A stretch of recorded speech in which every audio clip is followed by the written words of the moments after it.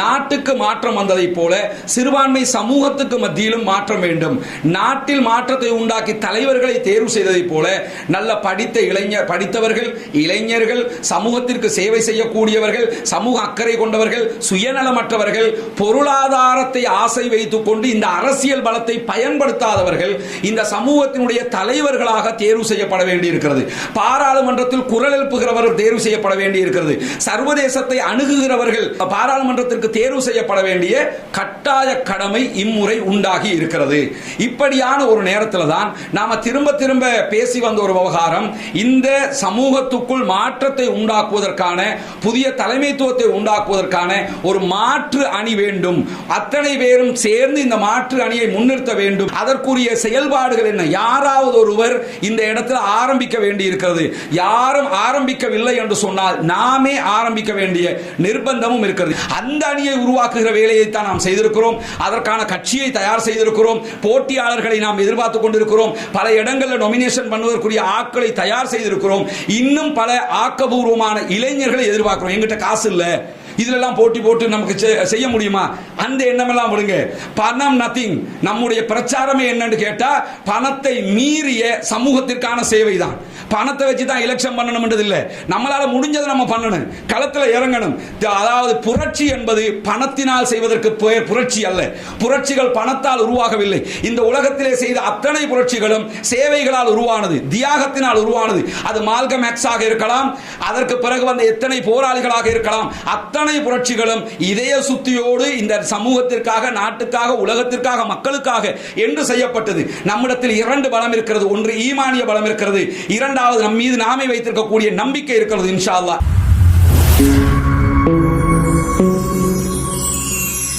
அஸ்ஸலாமு அலைக்கும் வரஹ்மத்துல்லாஹி வபரகாத்துஹு. அன்பிற்கினிய சகோதர சகோதரிகளே, இன்றைக்கு இந்த பத்திரிகையாளர் சந்திப்பு நடத்தப்படுவதற்கான ஒரு முக்கியமான காரணம் இருக்கிறது. நமக்கெல்லாம் தெரியும், நாடு முழுவதும் நாட்டு மக்கள் அத்தனை பேரும் ஒரு மாற்றத்தை எதிர்பார்த்தோம். மாற்றத்தை எதிர்பார்த்த வகையில் நாட்டுக்குள் ஒரு பெரியதொரு மாற்றம் ஏற்பட்டது. அதாவது அனுரகுமார திசாநாயக்க தலைமையிலான தேசிய மக்கள் சக்தியை மக்கள் அத்தனை பேரும் ஆதரித்தார்கள். ஆதரித்து திசை காட்டிக்கு வாக்களித்தார்கள். இப்பொழுது ஜனாதிபதியாக அனுரகுமார திசாநாயக்க அவர்கள் தேர்வு செய்யப்பட்டிருக்கிறார்கள். 75 வருட நாட்டினுடைய அபாயத்தை மாற்றி நாட்டை சீர்திருத்த வேண்டும் என்பதுதான் அவருடைய மிகப்பெரிய கோரிக்கையாக இருந்தது. அதற்குரிய அங்கீகாரத்தை மக்கள் அவருக்கு கொடுத்திருக்கிறார்கள். இதே நேரத்தில் அவர் அறிவித்ததை போல அடுத்த நாள் என்ன பண்ணாருன்னா, பாராளுமன்றத்தை கலைத்திருக்கிறார். பாராளுமன்ற பொது தேர்தல் தற்போது அறிவிக்கப்பட்டிருக்கிறது. பாராளுமன்ற பொது தேர்தலை பொறுத்தவரையில் இந்த பாராளுமன்ற பொது தேர்தல் என்பது ஒரு வித்தியாசமான, அத்தனை பேரும் மாபெரும் எதிர்பார்ப்போடு இருக்கக்கூடிய ஒரு பாராளுமன்ற பொது தேர்தலாக இருக்கிறது. ஏன்னா நாட்டுக்குள்ள மாற்றம் வர வேண்டும் என்று நினைத்த நமக்கு மிகப்பெரிய ஒரு மாற்றமாக தற்போது லிபரலை தாண்டிய கம்யூனிசம் ஆட்சிக்கு வந்திருக்கிறது என்பதுதான் இங்கே கவனிக்க வேண்டிய முக்கியமான விவகாரம்.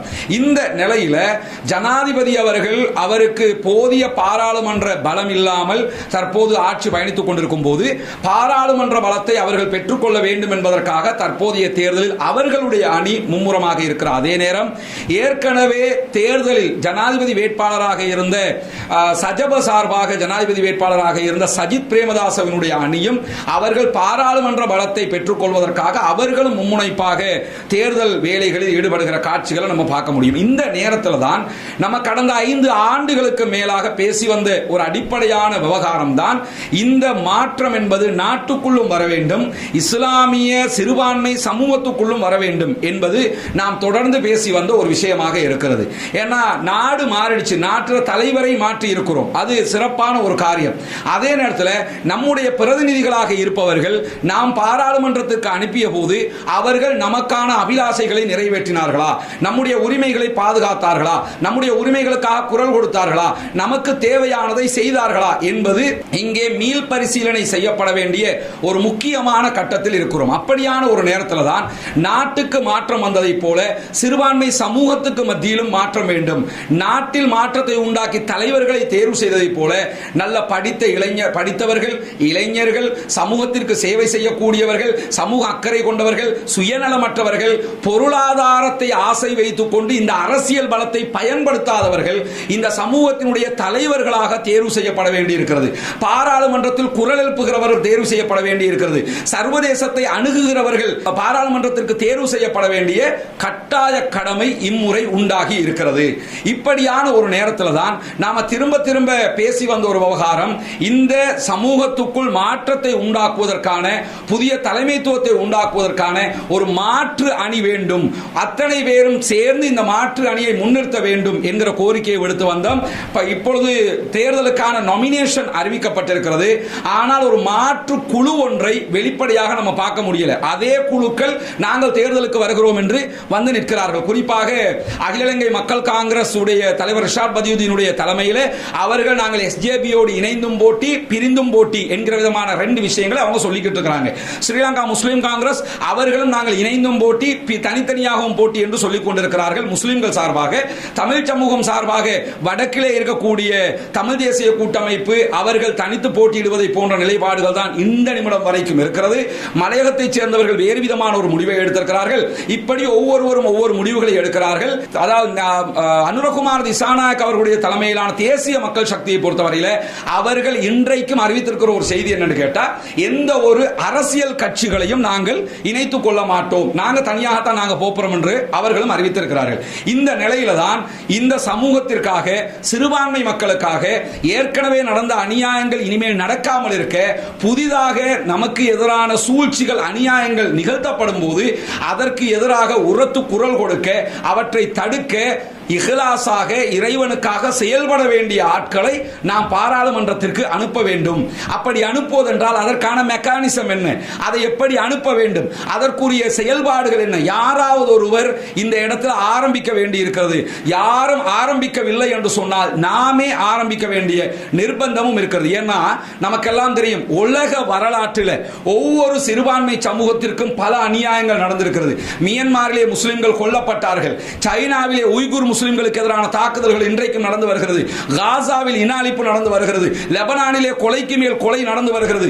இப்படி ஒவ்வொரு ஏரியாவில் ஒவ்வொரு அநியாயம் நடக்கிறது. இலங்கையை பொறுத்தவரையில் இலங்கை முஸ்லிம்கள் அண்மைய காலத்தில் சந்தித்த மாபெரும் அநியாயம், மாபெரும் அழிப்பு எதுன்னு சொன்னா ஜனாசாக்கள் எரிப்பு. குறிப்பாக சொல்ல போனால் இந்த ஜனாசா எரிப்புங்கிற விவகாரம் இந்த நிமிடம் வரைக்கும் காசாவில் கூட ஜனாசாக்களை எரித்த மாதிரி அவர்கள் மனிதர்களை கொள்ளுகிறார்கள். ஜனாசாக்களை எரித்த மாதிரியான காட்சிகள் நீங்க பார்க்க முடியாது. அந்த அளவுக்கு உண்டான ஒரு கொடூரம். கொரோனாவால் பாதிக்கப்பட்ட மக்களை நாங்கள் அடக்குவதற்கு அனுமதிக்க மாட்டோம், நெருப்பில் போட்டு எரிப்பதற்கு தான் அனுமதிப்போம் என்று கோட்டாபய ராஜபக்சேவினுடைய அரசாங்கம் முடிவெடுத்தது. இந்த முடிவை, எதேச்சதிகார முடிவை எடுப்பதற்கு காரணமாக அமைந்தது 20வது அரசியல் சீர்திருத்தம். இந்த 20வது அரசியல் சீர்திருத்தத்திற்கு முஸ்லிம் பாராளுமன்ற உறுப்பினர்கள் கைதூக்க கூடாது என்று தலப்பாடாக இந்த சமூகத்தின் தலைமைகள், சமூகத்தின் தாய்மார்கள், சமூகத்தினுடைய அத்தனை பேருமே அடித்துக்கொண்டு குரல் எழுப்பி கூட இந்த அத்தனை பேரும் போய் பாராளுமன்றத்திலே 20ஆம் திருத்தத்திற்கு கைதூக்கினார்கள்.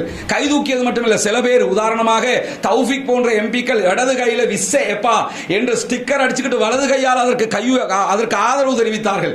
பாராளுமன்றத்தை நீங்கள் பார்க்க முடியும். ஸ்ரீலங்கா முஸ்லிம் காங்கிரசினுடைய பாராளுமன்ற உறுப்பினர்கள் கல்முனையைச் சேர்ந்த ஹரிஸ் எம்பி, அதே போன்று ஃபைசால் காசிம், திருகோணமலையைச் சேர்ந்த தௌஃபிக், அதே நேரத்தில் அகில இலங்கை மக்கள் காங்கிரசினுடைய பாராளுமன்ற உறுப்பினர்களாக தெரிவு செய்யப்பட்ட புத்தளம் எம்பி அலி சப்ரி ரஹீம், அவர் 20க்கு கைதூக்கினது மட்டுமில்லை, தங்கத்தை கடத்தியும் இந்த சமூகத்துக்கு அவமானத்தை பெற்று தந்தவர்.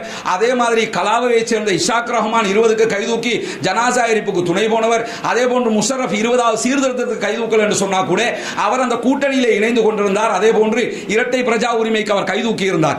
அதே நேரத்தில் அத்தாவுல்லா, தேசிய காங்கிரசினுடைய தலைவர் அத்தாவுல்லா, அதே போன்று எஸ்எல்பிபியினுடைய பாராளுமன்ற உறுப்பினராக தெரிவு செய்யப்பட்ட காதர் மஸ்தான், எஸ்எல்பிபியினுடைய 2 தேசிய பட்டியல் உறுப்பினர்கள் அலி சப்ரி இப்ப அரசியலை விட்டு ஒதுங்கினதாக சொல்லி இருக்கிறார். பார்ப்போம், பொறுத்திருந்து பார்ப்போம். அவரு அதே மாதிரி பேர்வலையைச் சேர்ந்த மர்ஜான் ஃபலீல், இப்படி அத்தனை பேருமே என்ன செஞ்சாங்கன்னு சொல்லி சொன்னா இந்த அநியாயத்திற்கு துணை போனார்கள். ஜனாசா எரிக்கப்படுவதற்கு துணை. இதுல இன்னும் வேடிக்கை என்னன்னு கேட்டா, ஸ்ரீலங்கா முஸ்லிம் காங்கிரசினுடைய மரச்சின்னத்திலேயே போட்டியிட்டு பாராளுமன்றத்துக்கு தெரிவு செய்யப்பட்ட ஹாஃபிஸ் நசீர் ஜனாசாக்கள் எரிக்கப்படல, 180 பெட்டிகள் தான் எரிக்கப்பட்டது என்று ஜால்ரா அடித்த காட்சியெல்லாம் நம்ம பார்த்தோம். இவ்வளவு அநியாயங்களை செய்தவர்கள் திருப்பி வெள்ள சேட்டை போட்டுக்கிட்டு வந்து நிற்கிறாங்கன்னா சமூகத்திற்கு பிரச்சனை வரும்போது குரல் எழுப்பியவர்கள் யார், சமூகத்திற்காக போராடியவர்கள் யார், ஏழை தாயின் மகன் யார், அவங்க விளம்பரம் எல்லாம் இப்ப ஆரம்பிச்சிருக்காங்க. அந்த விளம்பரத்தை எல்லாம் பாருங்க. இப்படியான கவர்ச்சிகரமான விளம்பரங்களை போட்டு ஜனாசா எரிப்பை மறைத்து இந்த சமூகத்திற்கு நடந்த அநியாயங்களை மறைத்து மீண்டும் பாராளுமன்ற பதவிகளை பெற்றுக்கொண்டு மீண்டும் அதே அநியாயத்தை செய்வதற்கு இவர்கள் தலைப்படுகிறார்கள். குறிப்பாக ஸ்ரீலங்கா முஸ்லிம் காங்கிரசினுடைய பாராளுமன்ற உறுப்பினர்கள் திரும்ப திரும்ப சொன்னது என்னன்னா, நாங்கள் கையுயர்த்துவதற்கு தலைவரோடு கலந்துரையாடல் நடத்தினோம். கொழும்பிலே இருக்கக்கூடிய அவருடைய காணிவல் விற்பனையில் ஐஸ்கிரீம் பார்லரில் வைத்து நாங்கள் பசில் ராஜபக்ஷ வந்திருந்தார், அவரோடு சேர்ந்து நாங்கள் கலந்துரையாடல் நடத்தினோம். தலைவர் தான் பசில்ட்ட சொன்னார், நான் கை தூக்க மாட்டேன், இவங்க எல்லாரும் கை தூக்குவாங்க, இவங்களை சேர்த்துக்கிறங்க, எங்களை வாழ்த்தி அனுப்பி வைத்தவர் தலைவர் தான் என்று சொன்னார்கள். இந்த நிமிடம் வரைக்கும் இதற்கு எதிராக ஏதாவது ஆக்ஷன் எடுக்கப்பட்டதா என்றால் இல்லை. அதே தலைவர் ஹரிஸுக்கு பதவி கொடுத்தார், அதே போன்று ஃபைசல் காசிமுக்கு பதவி கொடுத்தார், தௌஃபீக்கு தேசிய அமைப்பாளர் பதவி கொடுத்தார், அத்தனை பேரையும் மன்னித்தார், ஏன் பஸ்ல ஏறிக்கிறீங்கன்னு சொன்னாரு. நடந்ததா இல்லையா? இவ்வளவு அநியாயம் செய்தவர்களுக்கு நீங்கள் எப்படி பதவி கொடுப்பீர்கள்? இவர்களை எப்படி அங்கீகரிப்பீர்கள்? அங்கீகரித்தது மட்டுமல்லாமல் கடந்த காலங்களில் சொன்னது அத்தனையும் போய் அக்குரணையில் வெள்ளத்திற்கு தீர்வு தருவோம் என்று சொல்லி சொல்லியே 3-4 தடவைகள் பாராளுமன்றத்திற்கு தேர்வானவர்கள் அக்குரணை வெள்ளத்திற்கு தீர்வு தந்தார்களா? ஹக்கீமால் தர முடிந்ததா? ஹலீமால் தர முடிந்ததா? கல்முனையில் முஸ்லிம்களுக்கு பிரச்சனை இருக்கிறது. கல்முனை பிரச்சனைக்கு ஹரிஸ் கல்முனையின் காவலன் என்று சொல்லிக் கொள்கிறார். கல்முனை பிரச்சனைக்கு அவரால் தீர்வு தர முடிந்ததா? சாய்ந்தமருதுக்கு தனியான பிரதேச சபை என்று கோரிக்கொண்டிருக்கிறார்கள், தர முடிந்ததா? கல்குடாவுக்கு தீர்வு கிடைத்ததா? காத்தான்குடிக்கு தீர்வு கிடைத்ததா? மன்னாருக்கு தீர்வு கிடைத்ததா? வடக்கிலே நாம் இழந்த காணிகள், எவ்வளவு காணிகளை இழந்திருக்கிறோம். அந்த காணிகள் தமிழ் சமூகத்தை சேர்ந்த பிரதிநிதிகள் எதிர்க்கட்சியில் இருந்தாலும் அரசாங்கத்தோடு நெகோசியேஷன் பண்ணி, அரசாங்கத்தோடு பேச்சுவார்த்தை பண்ணி, கோப்பா பிளவு முதல் பல ஆயிரக்கணக்கான ஏக்கர் நிலங்களை, எங்களுடைய நிலங்களை தாருங்கள் என்று அரசாங்கத்திடமிருந்து யுத்தத்தினால் இழந்த நிலங்களை பெற்றுக் கொண்டிருக்கிறார்கள். நம்முடைய சமூகம் இழந்த வயல் நிலங்களை பெற்றுக் கொண்டோமா? நம்முடைய சமூகம் இழந்த காணிகளை பெற்றுக் கொண்டோமா? மட்டக்களப்பு மாவட்டத்திலே எத்தனை சதவீத முஸ்லிம்கள் இருக்கிறோம்? நமக்கு 2% காணிகளாவது இருக்கிறதா? வடக்கிலே நமக்கு தீர்வு கிடைத்திருக்கிறதா? அவுட் ஆஃப் ஈஸ்டர்ன் நமக்கு தீர்வு கிடைத்திருக்கிறதா? கல்வி பிரச்சனைகளுக்கு தீர்வு கிடைத்திருக்கிறதா? ஒரு ஹபாயா அணிந்து கொண்டு பாடசாலைக்கு போக முடியாது என்று ஃபஹ்மிதா டீச்சருடைய பிரச்சனை வருகிற நேரத்தில், ஃபஹ்மிதா டீச்சருக்கு எதிராக பாடசாலை நிர்வாகம் முடிவெடுக்கிற நேரத்தில் அந்த பாடசாலை நிர்வாகம் எங்களுடைய சமூகம் சார்ந்த விவகாரம் என்று சுமந்திரன் எம்பி அவர்கள் நீதிமன்றத்துக்கு ஆஜராகிறார். அவர் ஒரு சீனியர் லாயர், அவருடைய சமூகத்திற்காக அவர் ஆஜராகிறார். நம்முடைய சமூகத்திற்காக நம்முடைய எந்த பாராளுமன்ற உறுப்பினர்களாவது சட்டத்தரணிகள் யார் ஆஜரானார்கள்? நான் ஒரு எம்பி, முஸ்லிம் காங்கிரசினுடைய தலைவர், இன்றைக்கு விஎஃப்எஸ் ஊழலுக்கு எதிராக சம்பிக்க ரணவக்க அதே போன்று சுமந்திரன் ஆகியோரோடு இணைந்து நாங்கள் நாட்டை பாதுகாக்க போகிறோம், விஎஃப்எஸ் ஊழலுக்கு எதிராக நான் நீதிமன்றத்திற்கு போகிறேன் என்று சொன்னவர் அன்றைக்கு என் ஃபஹ்மிதா டீச்சருக்காக நீதிமன்றத்திற்கு வரவில்லை. திகன கலவரத்திற்கு எதிராக ஏன் நீதிமன்ற படிகளை ஏறவில்லை? காலி கலவரத்துக்கு இந்தோட கலவரத்துக்கு எதிராக ஏன் நீதிமன்ற படிகளை ஏறவில்லை? பேரோல தர்கா டவுன் கலவரங்களுக்கு எதிராக ஏன் நீதிமன்ற படிகளை ஏறவில்லை? ஏன் ஐநா சபையில் சென்று குரல் எழுப்பவில்லை? தமிழ் சமூகத்தை, நம்முடைய சகோதர சமூகத்தை பார்க்கிறோம். அவர்களுடைய உரிமைகளை தக்க வைத்துக் கொள்வதற்காக அதற்காக அவர்கள் போராடி கொண்டிருக்கிறார்கள். ஆனால் நம்முடைய தலைவர்கள் தொடர்ந்து நம்மை ஏமாத்துகிறார்கள், நம்மை இழிவுபடுத்துகிறார்கள், நம்மை அசிங்கப்படுத்துகிறார்கள். ஜனாசா எரிப்பை விட இந்த சமூகம் சந்தித்த மிகப்பெரிய ஒரு அவலமே கிடையாது. அவ்வளவு பெரிய அவலத்தை நம்ம சந்திச்சிருக்கிறோம். இன்னும் என்ன பண்றாங்கன்னா, அதே மாவை அரைப்போம், அதே மாதிரி இவங்களை ஏமாற்ற முடியும், திரும்பவும் வந்து நாங்கள்லாம் தியாகிகள் என்று பேச வருகிற காட்சிகளை நீங்க இன்னைக்கும் பார்க்கிறீங்க. எதற்குமே நமக்கு தீர்வு கிடைக்கவில்லை, எந்த ஒரு உரிமையும் பாதுகாக்கப்படவில்லை. உதாரணமாக ஒரு சம்பவத்தை நினைவூட்டுகிறேன். கடந்த இந்த 5 வருடங்கள் 2 வருஷத்துக்குள்ள நடந்ததை நீங்க எடுத்துக்கிட்டீங்கன்னு சொன்னா, அதாவது திருகோணமலை மாவட்டத்தில் புல்மோட்டையில் ஒரு பிரச்சனை நடக்கிறது, காணி பிரச்சனை. அந்த காணி பிரச்சனையில பெரும்பான்மை சமூகத்தை சேர்ந்த ஒரு மதகுரு வர்றாரு. வந்து என்ன பண்றாருன்னா, அவரும் அவருடைய பாதுகாப்புக்கு இருந்த பாதுகாப்பு அதிகாரியும் வருகிறார்கள். பாதுகாப்பு அதிகாரி அங்க இருந்து ஒரு முஸ்லிம் சகோதரருடைய நெத்தியில கொண்டு வந்து துப்பாக்கியை வைக்கிறார், துப்பாக்கியை வச்சு மிரட்டுறாரு. இதற்கு எதிராக நம்முடைய சமூகம் என்ன செய்தது, என்ன நடந்தது, இந்த சம்பவத்தில் உண்மை நிலை என்ன என்பதை அறிந்து கொள்வதற்காக சுமந்திரனும் சாணக்கியனும் பாராளுமன்ற உறுப்பினர்கள் அந்த இடத்திற்கு சென்றார்கள். நம்முடைய தலைவர் ரிஷாட் பதியுதீன் போனாரா? நம்முடைய தலைவராக சொல்லிக் கொள்கிற ரவுஃப் ஹக்கீம் போனாரா? மற்ற எம்பிக்கள் யாராவது போனார்களா? ஏன்னா சோ பிஸி, அவங்களுக்கு நேரம் இல்லை, சமூகத்தில் இந்த பிரச்சனையை பார்க்கறதுக்கு நேரம் இல்லை. ஆனால் கடைசி பாராளுமன்ற தேர்தலில் நாம் சந்தித்த மிகப்பெரிய அவலட்சணம், அசிங்கம், கேவலம் என்ன தெரியுமா? சாராய பார்கள் பெற்றுக்கொண்டதில் முஸ்லிம் பாராளுமன்ற உறுப்பினர்களும் இருக்கிறார்கள் என்கிறார் ஹரிஸ். இதுவரைக்கும் அவர் பெயர் பட்டியலை வெளியிடவில்லை. இருக்கிறார்கள் என்றால் அவருக்கு தேர்தல் செய்யணுங்கிறதுக்காக என்ன பண்றாருன்னா சாராய பட்டியல் இருக்கிறது என்று சொல்கிறார். ஏன் இதை எலெக்ஷனுக்கு முன்பதாக சொல்லவில்லை? இந்த நிமிடம் வரை ஏன் பகிரங்கப்படுத்தவில்லை? ஏன்னா அவங்களோட இருந்தா ஒன்னும் சொல்ல மாட்டாங்க, அவங்கள விட்டு பிரிஞ்சா சொல்லுவாங்க. அப்படி என்றால் இந்த சமூகத்திற்காக இவர்கள் யாரும் இல்லை. இவர்கள் அத்தனை பேரும் இந்த சமூகத்தை அழித்து நாசமாக்கி இந்த சமூகத்தில் இருக்கக்கூடிய உரிமைகள் நம்ம பெற்றுக்கொண்ட உரிமை என்ன? ராசிக் ஃபரீத் பெற்றுத்தந்த உரிமை நம்மிடத்தில் இருக்கிறதா? சித்திலப்பை பெற்றுத்தந்த உரிமை நம்மிடத்தில் இருக்கிறதா? டாக்டர் கலீல் பெற்றுத்தந்த உரிமை நம்மிடத்தில் இருக்கிறதா? நம்முடைய தலைவர்கள் யார் பெற்றுத்தந்த உரிமைகளை நாம் இன்றைக்கு வைத்துக் கொண்டிருக்கிறோம்? கொழும்புல இருக்கக்கூடிய எத்தனை பாடசாலைகளுக்கு டிப்யூட்டி பிரின்சிபல் இருக்கிறாரு? எத்தனை பாடசாலைகள் நம்முடைய பாடசாலைகள், நம்ம பாடசாலைகள் முஸ்லிம் பாடசாலைகள் என்று எடுத்துக்கொண்டா பேர் சொல்லுகிற எத்தனை பாடசாலைகள் இருக்கிறது? கல்வித்துறையில் நம்முடைய முன்னேற்றம் என்ன? படிப்பதற்கு வசதி இல்லாத எத்தனை பிள்ளைகளுக்கு படிப்பதற்கான ஏற்பாடுகளை நாம் செய்திருக்கிறோம். பல்கலைக்கழகம் நுழைய முடியாத எத்தனை பிள்ளைகளுக்கு அதற்கான ஏற்பாடுகளை செய்திருக்கிறோம். எந்த ஏற்பாடுகளும் இல்லை. எஸ் we will see, பார்ப்போம் என்று சொல்லுவார்கள். சொன்னவர்கள் யாராவது பார்த்தார்களா? செய்தார்களா? யோசிச்சு பாருங்க. எந்த ஒரு பணியையும் முன்னெடுக்காத இவர்களை ஏன் மீண்டும் நாம் பாராளுமன்றத்துக்கு தேர்வு செய்ய வேண்டும்? இவர்களை அனுப்புவது புத்திசாலித்தனம் என்பதை விட இவர்களுக்கு பதிலாக புதியவர்களை கொண்டு வருவது அதை விட புத்திசாலித்தனம் என்பதை நாம் இங்கே கவனிக்க வேண்டும். எனவேதான் ஒரு புதியவர்களை நிலைநிறுத்த வேண்டும். அவர்கள் சமூகத்திற்கான சேவையாளர்களாக இருக்க வேண்டும், சுயநலமற்றவர்களாக இருக்க வேண்டும், பணத்துக்கு பணபலத்திற்கு ஆசைப்படாதவர்களாக இருக்க வேண்டும், அல்லது வரப்பிரசாதங்களுக்கு ஆசைப்படாதவர்களாக இருக்க வேண்டும். சமூகம் என்று வந்தால் இஹ்லாஸோடு இறைவனுக்கு பயந்து செயல்படக்கூடியவர்களாக இருக்க வேண்டும். இப்படியானவர்களை பாராளுமன்றத்திற்கு தெரிவு செய்ய வேண்டிய கடமை நமக்கு இருக்கும்போது யாருமே அதுக்கு முயற்சி பண்ணலன்னு சொன்னா நாங்களும் முயற்சி பண்ணாமல் இருக்க முடியாது. அதனால தான் நாங்கள் எடுத்த முயற்சி என்னன்னு சொன்னா புதிதாக ஒரு கட்சியில் நாடு முழுவதும் போட்டியிடுவதற்கான ஏற்பாடுகளை செய்திருக்கிறோம். நாடு பூராக இளைஞர்கள், படித்தவர்கள், சமூக அக்கறை கொண்டவர்கள் எங்களோடு இணையுங்கள். கண்டிப்பாக எங்களை தொடர்பு கொள்ளுகிற போது ஒவ்வொரு மாவட்டத்திலும் நாம் தேவையான ஏற்பாடுகளோடு அந்த போட்டியாளர்களை ஆதரித்து ஒவ்வொரு ஊரிலும் நான் உட்பட என்னுடைய சக உலமாக்கள், சகோதரர்கள், சகோதர இனத்தைச் சேர்ந்த சகோதரர்கள் அத்தனை பேரும் உங்களுக்காக மேடை ஏறி பிரச்சாரம் செய்வதற்கு தயாராக இருக்கிறோம். மாற்றம் ஒன்று மட்டும்தான் மாறாதது. நாட்டிலே மாற்றத்தை எதிர்பார்த்து பெரும்பான்மை சமூகத்தைச் சேர்ந்தவர்கள் மாற்றத்தை கொண்டு வந்திருக்கிறார்கள். நாம் என்ன மாற்றத்தை கொண்டு வந்திருக்கிறோம்? எல்லா முட்டையும் கொண்டு போய் ஒரே கூடையில் போட்டு விடாதீர்கள் என்று நம்முடைய முன்னோர்கள் சொன்னது நமக்கு நினைவு இருக்கும். ஒரு அலை உண்டாகி இருக்கிறது. என்பிபியை பொறுத்தவரையில் நியாயமான இனவாதமற்ற ஒரு குழு என்பதில் நமக்கு எந்த மாற்று கருத்தும் இல்லை. ஆனால் நாளை பாராளுமன்றத்திலே சட்டமூலங்கள் பாஸ் பண்ணப்படலாம், புதிய கான்ஸ்டிடியூஷன் ரிஃபார்ம் கொண்டு வரப்படலாம், புதிய அரசியல் யாப்பு சீர்திருத்தம் கொண்டு வரப்படலாம், முஸ்லிம் தனியார் சட்டத்தில் சீர்திருத்தங்கள் கொண்டு வரப்படலாம். இப்படி சீர்திருத்தங்கள் கொண்டு வரப்படுகிற நேரத்தில் மார்க்க ரீதியாக இது சரியா இது பிழையா, சட்ட ரீதியாக இது சரியா இது பிழையா, எங்களுடைய சமூகத்தின் கருத்து என்ன என்பதை சுயாதீனமாக பேசக்கூடியவர்கள் இருக்க வேண்டும். ஒரு கட்சியோடு கட்சியாக நம்ம மாறிட்டோம் என்று சொல்லி சொன்னா ஏற்கனவே நடந்த மாதிரி என்னன்னா தலைவர் கை தூக்க சொன்னாரு நான் கை தூக்கினேன், தலைவர் அப்படி சொன்னாரு நான் தூக்கினேன் என்கிற விதமாக போய்விடும். எனவேதான் பெரும்பான்மை கட்சிகளோடு போய் ஐக்கியமாகுங்கள் என்பது நம்முடைய வாதம் அல்ல. நமக்கான சுயாதீனமாக எந்த ஒரு ஊழலமற்ற குற்றச்சாட்டுகளற்ற புதியவர்களை கொண்ட ஒரு அணி உருவாக்கப்பட வேண்டும். அந்த அணியை உருவாக்குகிற வேலையை தான் நாம் செய்திருக்கிறோம். அதற்கான கட்சியை தயார் செய்திருக்கிறோம். போட்டியாளர்களை நாம் எதிர்பார்த்துக் கொண்டிருக்கிறோம். பல இடங்களில் நொமினேஷன் பண்ணுவதற்குரிய ஆட்களை தயார் செய்திருக்கிறோம். இன்னும் பல ஆக்கபூர்வமான இளைஞர்களை எதிர்பார்க்கிறோம். எங்கிட்ட காசு இல்ல, இதெல்லாம் போட்டி போட்டு நமக்கு செய்ய முடியுமா? அந்த எண்ணமெல்லாம் விடுங்க. பணம் நத்திங். நம்முடைய பிரச்சாரமே என்னன்னு கேட்டா பணத்தை மீறிய சமூகத்திற்கான சேவை தான். பணத்தை வச்சு தான் எலெக்ஷன் பண்ணணும் இல்ல, நம்மளால முடிஞ்சதை நம்ம பண்ணணும், களத்தில் இறங்கணும். அதாவது புரட்சி என்பது பணத்தினால் செய்வதற்கு பெயர் புரட்சி அல்ல.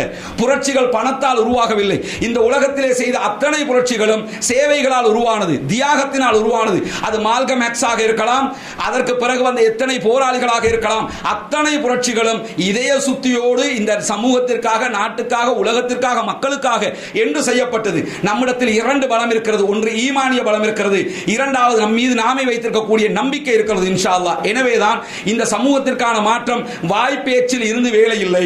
இந்த வாட்டி விட்டுட்டோம்னா திரும்ப கிடையாதுங்க. இந்த வாட்டி இவங்களை விட்டோம்னா ஜனாசாவை எரிச்சவங்க பச்சையாக நம்மளை எரிச்சா கூட கைதூக்காம இருப்பாங்கிறதுக்கு என்ன நிச்சயம்? எனவே இந்த சுயநலவாதிகள் ஓரங்கட்டப்பட வேண்டும் என்றால் அதற்கு தகுதியானவர்கள் நிலைநிறுத்தப்பட வேண்டும். அந்த தகுதியானவர்களை கொண்டு வருகிற ஒரு குழுவாகத்தான் நாம் களத்திற்கு வந்திருக்கிறோம். எனவே பணபலம் துடை தெரியப்பட வேண்டும், அதிகார வர்க்கம் துடை தெரியப்பட வேண்டும், சுயநலங்கள் துடை தெரியப்பட வேண்டும், மக்களுக்கான சேவைகள் மாத்திரமே நிலைநிறுத்தப்பட வேண்டும். இறைவனுக்காக இஹ்லாஸோடு தக்வாவோடு இந்த சமூகத்திற்காக குரல் எழுப்புகிறவர்கள் பாராளுமன்றத்தை அலங்கரிக்க வேண்டும். சமூக மக்களோடு பேசிவிட்டு முடிவெடுக்கக்கூடிய தலைவர்கள் சமூகத்திற்காக உருவாக்கப்பட வேண்டும். தியாகிகள் என்று வந்தாலே நாம் இதுவரைக்கும் பேசுகிறது யாரை தெரியுமா?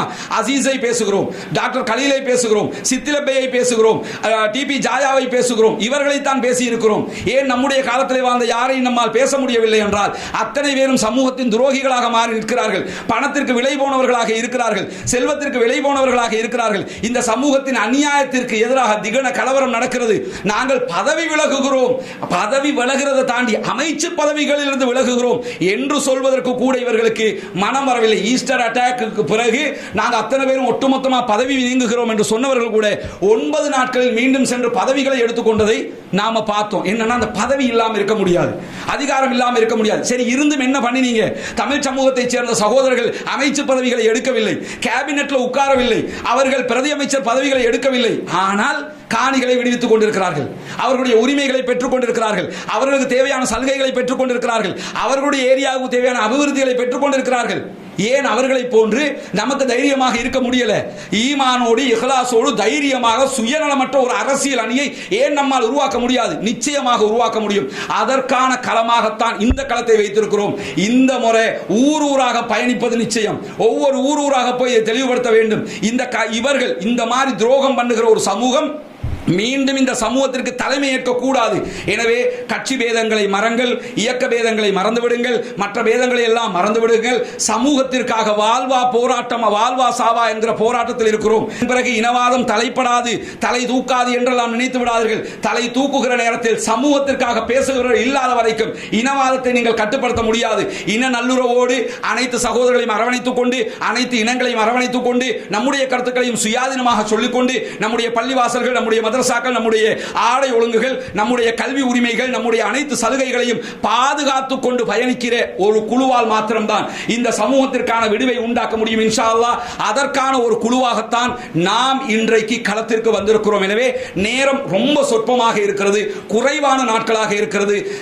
இந்த தேர்தலில் சமூகத்திற்காக, இறைவனுக்காக இஹ்லாஸோடு போட்டியிட்டு ஒரு மாற்றத்தை உண்டாக்க விரும்புகிற அத்தனை பேரும் கண்டிப்பாக எங்களை தொடர்பு கொள்ளுங்கள். உங்கள் ஒவ்வொருவருடைய எண்ணங்களும் மாற்றம் தான். நாடு முழுவதும் மக்கள் தயாராக இருக்கிறார்கள். முஸ்லிம்கள் விழித்துக் கொண்டார்கள், இளைஞர்கள் விழித்துக் கொண்டார்கள். இனிமேல் நாங்கள் மாற்றத்தை நோக்கி பயணிப்போம் என்கிற முடிவெடுத்துட்டாங்க, முடிவெடுத்து விட்டார்கள். ஆனால் அதற்குரிய வாய்ப்பை நாம் கொடுக்க வேண்டும். அவங்க ரெடி, மக்கள் ரெடியா இருக்கிறாங்க வாக்களிக்கிறதுக்கு. ஆனால் சாய்ஸ் கொடுக்கப்பட வேண்டும், அதற்கான தீர்வு கொடுக்கப்பட வேண்டும், அதற்கான ஆட்களை நாம் இனம் காட்ட வேண்டும். இனம் காட்டுகிற வேலையை நாங்கள் செய்ய இருக்கிறோம். நாடு பூராக பிரச்சார களத்திற்கு வர இருக்கிறோம், அதற்கு தலைமையேற்று செயல்பட இருக்கிறோம். எனவே எங்களோடு நீங்கள் இணைய வேண்டும் என்பதுதான் நம்முடைய கோரிக்கை. எங்களோடு இணைய விரும்புகிற சகோதரர்கள் கண்டிப்பாக சகோதரர் மௌலவி ஷேக் ஹைதர் அலி அவர்களுடைய பிரச்சார செயலாளர் ஹைதர் அலி அவர்களுடைய தொடர்பு இலக்கத்திற்கு கண்டிப்பாக தொடர்பு கொள்ளுங்கள். இந்த வீடியோவுக்கு முன்னால் அந்த இலக்கம் காட்சிப்படுத்தப்படும். நீங்கள் கண்டிப்பாக இளைஞர்கள் வாருங்கள், கல்விமான்கள் வாருங்கள், படித்தவர்கள் வாருங்கள். இந்த சமூகத்திற்கு இதய சுத்தியோடு வர்க் பண்ணுவதற்காக உங்கள் அத்தனை பேரையும் நாங்கள் அழைக்கிறோம். கண்டிப்பாக இந்த முயற்சி வெற்றி பெறும் இன்ஷா அல்லாஹ். புரட்சி என்பது சுயநலத்திற்கு எதிரானது, புரட்சி என்பது சமூக நலத்திற்குரியது, புரட்சி என்பது இந்த சமூகத்தை மீட்டெடுப்பதற்கானது என்பதுதான் நம்முடைய வாதமாக இருக்கிறது. ஏற்கனவே சொன்னதை போல மாற்றம் ஒன்றே மாறாதது. கண்டிப்பாக இந்த மாற்றம் வெற்றி பெறும் என்கிற நம்பிக்கையில் வருவோம்.